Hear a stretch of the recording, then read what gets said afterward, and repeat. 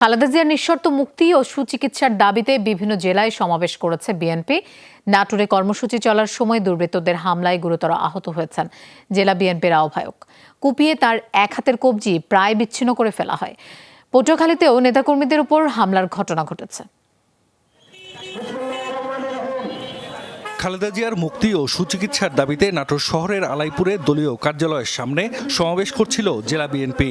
এ সময় হঠাৎ মোটরসাইকেলের বহর নিয়ে আসা একদল লোক হামলা চালায় সমাবেশে। বিএনপি নেতাকর্মীদের অভিযোগ, ক্ষমতাসীন দলের নেতাকর্মীরাই সমাবেশ লক্ষ্য করে ককটেল ও গুলি ছোড়ে কুপিয়ে প্রায় বিচ্ছিন্ন করে ফেলে জেলা বিএনপির আহ্বায়ক শহীদুল ইসলাম বাচ্চুর ডান হাতের কবজি। হামলায় আহত হন রাজশাহী সিটি কর্পোরেশনের সাবেক মেয়র মোসাদ্দেক হোসেন বুলবুল সহ বিএনপির বেশ কয়েকজন নেতাকর্মী। গুরুতর আহত শহীদুল ইসলাম বাচ্চুকে উন্নত চিকিৎসার জন্য রাজশাহী মেডিকেল থেকে ঢাকায় রেফার করা হয়। আমি মনে করি যে আওয়ামী লীগের সাধারণ সম্পাদক কাদের সাহেবের নির্দেশেই হয়েছে।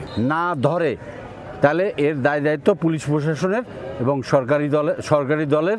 তবে হামলার অভিযোগ অস্বীকার করেছেন নাটোর জেলা আওয়ামী লীগের সাধারণ সম্পাদক। আওয়ামী লীগের কোনো নেতাকর্মী দায়ী নয়, তবে যারা দায়ী পুলিশ তাদের দেখেছে, তাদেরকে পুলিশ চেনে। পুলিশ যথাযথ আইন প্রয়োগ করলে আমার মনে হয় যে এই ধরনের ঘটনা ঘটতো না। এ ঘটনায় আইনগত ব্যবস্থা নেওয়ার কথা জানিয়েছে পুলিশ। অজ্ঞাতনামারা একটি গলির ভিতরে অতর্কিত হামলা চালিয়ে 4-5 জনকে আহত করে। পুলিশ সাথে সাথে তাদের উদ্ধার করে সুচিকিৎসার ব্যবস্থা করে এবং পুলিশ ধাওয়া দিলে দুর্বৃত্তরা পালিয়ে যায়। পটুয়াখালীতে বিএনপির সমাবেশে অংশ নিতে যাওয়ার পথে যুবদলের মিছিলে হামলা হয়।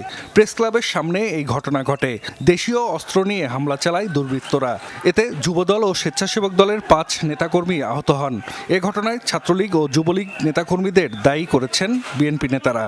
আমাদের নেতাকর্মীরা স্বতঃস্ফূর্তভাবে আসতেছিল সভাস্থলে, তখন প্রথমে যে তাদেরকে বাধা দেওয়া হয়েছে। প্রত্যেকের অনেকেরই মাইরধর করেছে, 4-5 জনের মাথা ফেটেছে। এইটা করেছে ছাত্রলীগ, যুবলীগ, এরা করেছে। তাৎক্ষণিকভাবে হামলাকারীদের চিহ্নিত করা যায়নি বলে দাবি পুলিশের। আমরা যখন দেখতে পাই যে উত্তেজনা বিরাজ করতেছে, আমরা উত্তেজনা নিরসন করি। লোকজন ছিল রাস্তায়, আমরা এখন ফাইনাল করার চেষ্টা করতেছি যে কারা ছিল। কেন্দ্রীয় কর্মসূচির অংশ হিসেবে ভোলায় সমাবেশ করে জেলা বিএনপি। অংশ নেন সহযোগী সংগঠনের নেতাকর্মীরাও। সমাবেশে বক্তারা বলেন, দেশে গণতন্ত্র ফিরিয়ে আনতে রাজপথে আন্দোলনের বিকল্প নেই। নেত্রকোনাতেও সমাবেশ করে বিএনপি। নেতাকর্মীরা অভিযোগ করেন, খালেদা জিয়াকে মিথ্যা মামলায় আটকে রাখা হয়েছে। অবিলম্বে দলের চেয়ারপারসনের নিঃশর্ত মুক্তি ও সুচিকিৎসার দাবি জানান তারা। এছাড়া জামালপুর, লালমনিরহাট, ঝিনাইদহ সহ বিভিন্ন জেলায় বিক্ষোভ সমাবেশ করেছে বিএনপি।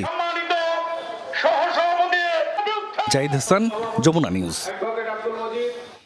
দর্শক, আমরা এ বিষয়ে আরো জানবো। নাটোর থেকে আমাদের সাথে যোগ দিচ্ছেন নাজমুল হাসান।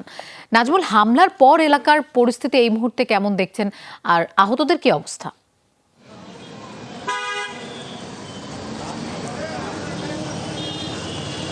লোপা, হামলার পর যে এলাকাটাতে হামলা হয় জেলা বিএনপির কার্যালয়ের সামনে, সেই এলাকায় উত্তেজনা কিন্তু কমে গিয়েছে। তবে আইনশৃঙ্খলা বাহিনীর সদস্যদের আমরা এখানে টহল দিতে দেখছি, অর্থাৎ জেলা বিএনপি কার্যালয়ের সামনে পুলিশ মোতায়েন রয়েছে, পাশাপাশি ডিবি সদস্যরাও মোতায়েন রয়েছে। তবে খুব অল্প সংখ্যক আইনশৃঙ্খলা বাহিনীর সদস্যকে আমরা দেখতে পাচ্ছি। কিছুক্ষণ আগে কিন্তু বিপুল পরিমাণ পুলিশ এখানে ছিল, তবে সেই চিত্র এখন আর নেই। অর্থাৎ থমথমে অবস্থা যেটা ছিল সেটা কিন্তু এখন আর বিরাজ করছে না।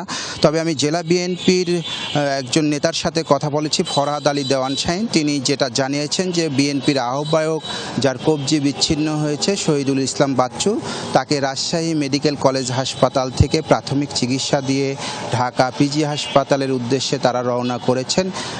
এখনও কিন্তু তারা পথেই রয়েছেন, অর্থাৎ ঢাকা পৌঁছাতে সড়ক পথে তারা ঢাকার উদ্দেশ্যে রওনা হয়েছেন। তার অবস্থা আশঙ্কাজনক বলে জানিয়েছেন বিএনপি নেতারা।